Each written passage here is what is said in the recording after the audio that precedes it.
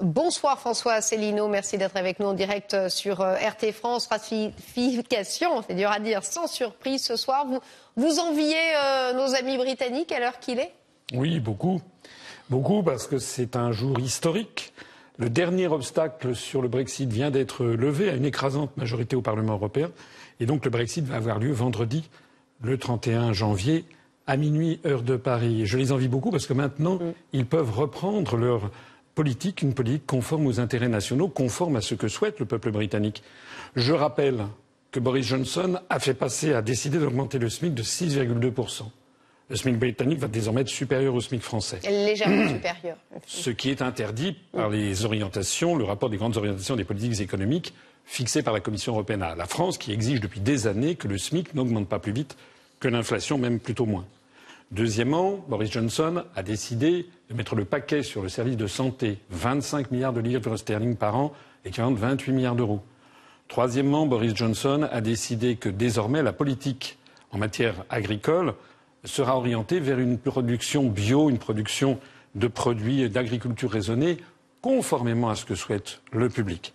Quatrièmement, Boris Johnson a décidé de renationaliser une ligne de chemin de fer allant de Londres à l'Écosse et on apprend aujourd'hui même qu'il va y avoir de nouvelles compagnies, d'autres compagnies privées. Vous savez que Margaret Thatcher avait privatisé les chemins de fer qui vont être renationalisés pour défendre les services publics. Ce que, justement, des années d'ultralibéralisme imposé par la Commission européenne avait anéanti. Moi, je constate que c'est exactement ce que souhaiterait le peuple français. Et donc je considère que si nous sortons de l'Union européenne, eh bien on pourrait répondre à la crise des gilets jaunes, à la crise des retraites. Vous savez que les retraites sont exigées aussi.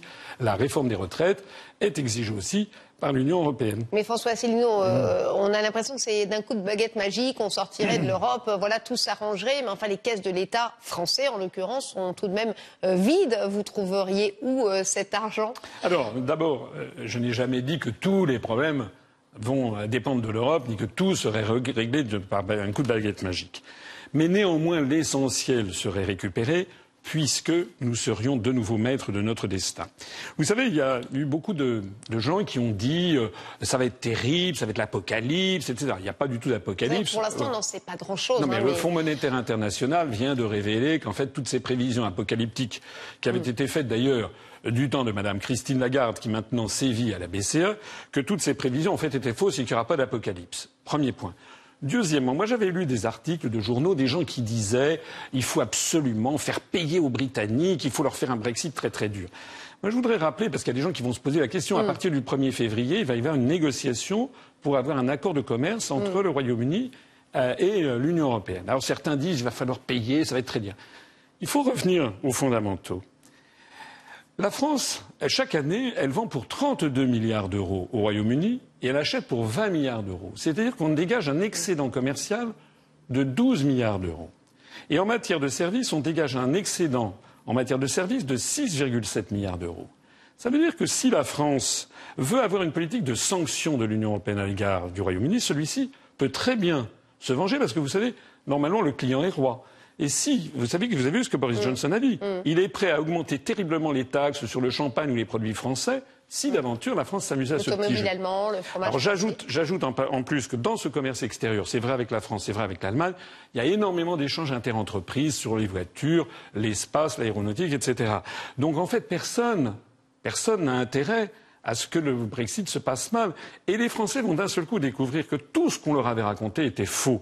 Le sortir de l'Union européenne, ça n'est pas se refermer sur le monde, c'est reprendre des échanges normaux entre puissances ayant par ailleurs leur liberté et leur politique nationale. Peut-être que ça va abonder dans votre sens, mais enfin, effectivement, la présidente de la Commission européenne, Ursula von der Leyen, aux eurodéputés britanniques, qui leur dit plutôt nous ne serons jamais loin, voilà, en gros, on vous aimera toujours, on sera là, et vice-versa. Ça veut dire quoi? Effectivement, ça sent pas une rancune après un divorce non consenti. C'est vrai. De toute façon, vous savez ce que disait le général, dans les relations internationales, il n'y a pas d'amitié, il n'y a que des intérêts. Là, j'ai parlé du commerce extérieur et du commerce des services. Parlons des investissements directs. Il y a 3 800 entreprises françaises qui sont implantées au Royaume-Uni et qui font un chiffre d'affaires de l'ordre de 120 milliards d'euros par an. Alors que dans l'autre sens, il y a 1200 entreprises britanniques qui font un chiffre d'affaires de 34 milliards d'euros. Ça veut dire qu'en matière d'investissement direct, en matière d'implantation, comme en matière commerciale, comme en matière de services, la France a tout intérêt à faciliter la signature d'un accord commercial avec le Royaume-Uni. Donc il y a eu des rodomontades, mais vous voyez, les rodomontades, on n'en parle plus beaucoup. Ça va être le beurre et l'argent du beurre pour les Britanniques et la France, enfin les autres pays européens peuvent y perdre, notamment les pêcheurs français qui auront moins le droit d'aller pêcher chez les Britanniques. Vous n'êtes pas inquiet pour vos compatriotes? Si, bien sûr, bien sûr. Je pense que là aussi, la France n'est pas dénuée d'arguments. Donc je pense qu'il faudra trouver un modus vivendi pour les pêcheurs français. Mais ça veut dire quoi? Ça veut dire que les Britanniques reprennent le pouvoir pour défendre les intérêts nationaux britanniques. Mais nous, on ne pourra toujours pas défendre les intérêts nationaux français, puisque sur cette affaire de pêcheurs, on ne sait pas nous qui définirons les quotas de pêche. Et peut-être que les Britanniques seraient davantage favorables à donner des quotas de pêche à la France plutôt que des quotas de pêche à la Grèce ou à la Pologne. On n'en sait rien. Deuxièmement, moi, ce que je voudrais dire, c'est que les Français, de façon générale, devraient défendre leurs intérêts nationaux, et en particulier en matière budgétaire. Le départ du Royaume-Uni va faire un trou dans la caisse de l'ordre de 10 à 14 milliards d'euros. Il va falloir le combler. Qui va le payer? Les pays contributeurs nets, l'Allemagne et la France. Ça veut dire que la France va être taxée de plusieurs milliards d'euros supplémentaires par an à la place des Britanniques. Et tout ça pourquoi? Pour aller financer des infrastructures dans les pays de l'Est, pour aller donner de l'argent à l'Ukraine ou à la Turquie, alors que nous sommes dans une situation dramatique budgétairement, vous le disiez tout à l'heure. Sortir de l'Union européenne, c'est récupérer une marge de manœuvre budgétaire considérable, 10 milliards d'euros tout de suite, puisque nous dépensons 10 milliards d'euros de plus que ce que nous recevons de l'Union européenne, et à terme, sortir de l'Union européenne, c'est ne pas se substituer au manque à gagner britannique. Alors, les dépenses, c'est dans l'autre sens aussi, puisque selon une étude Bloomberg Economics, la facture de Brexit atteindra les 200 milliards de livres, 245 milliards d'euros, un peu plus d'ici la fin de l'année.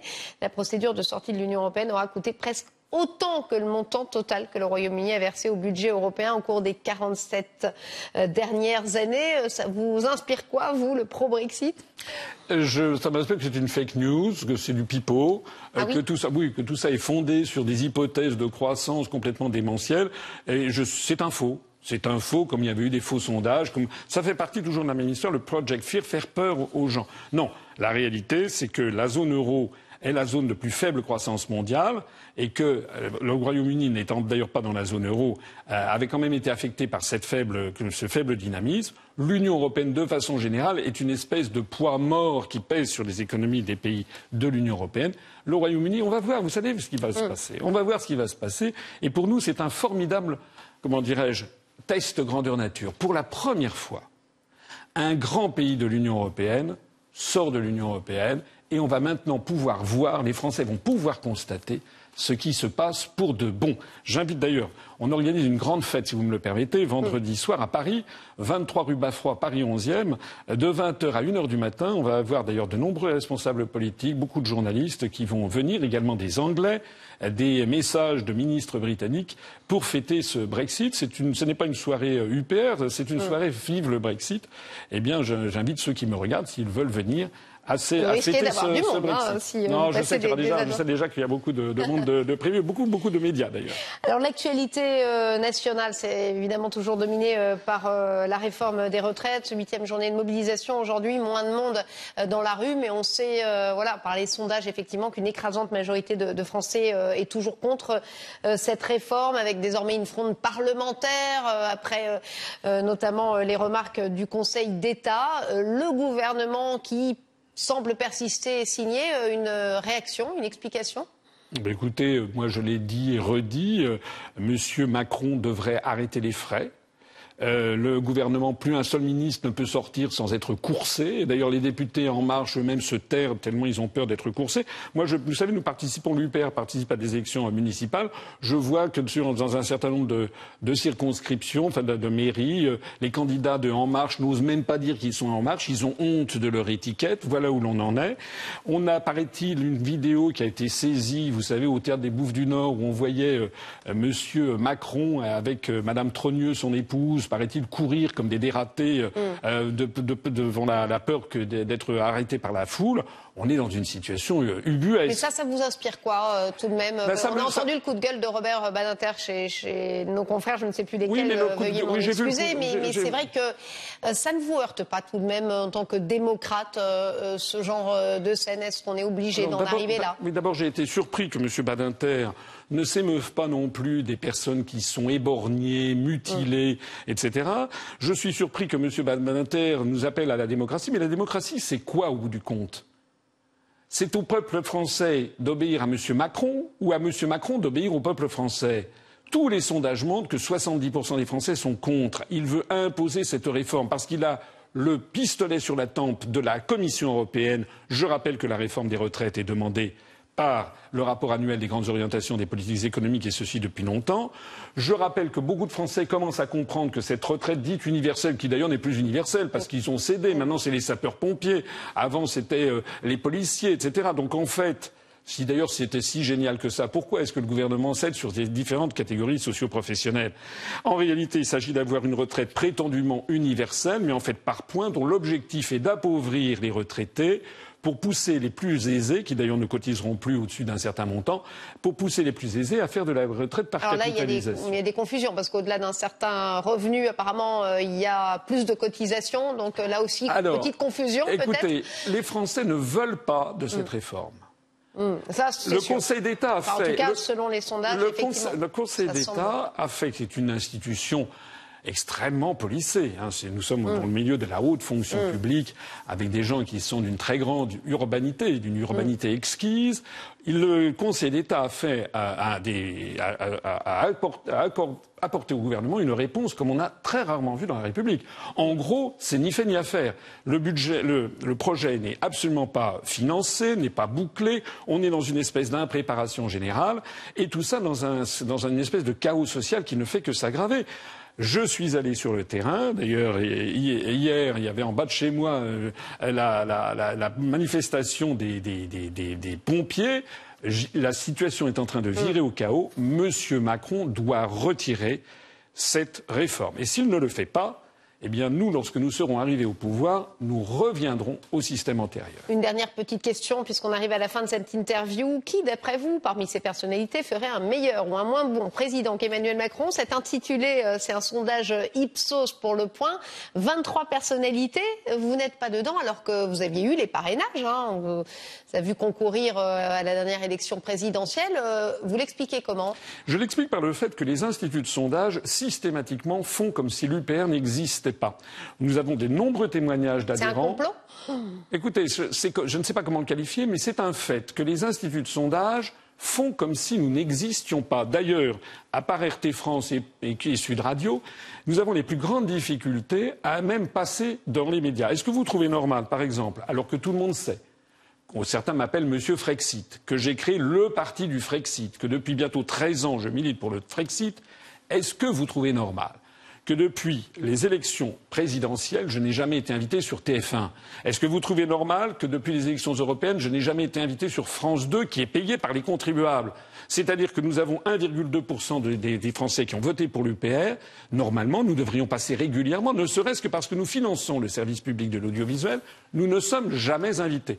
Et ce sont les instituts de sondage qui le font. Je donne rendez-vous à tous ceux qui nous suivent sur UPR TV sur YouTube. Nous allons de record en record, puisqu'on va franchir bientôt les 130 000 abonnés. Et puis notre site upr.fr, qui est le site le plus consulté de tous les partis politiques français, c'est la revanche du bouche à oreille et d'Internet contre le verrouillage des médias et des instituts de sondage. Merci François Asselineau d'avoir été avec nous.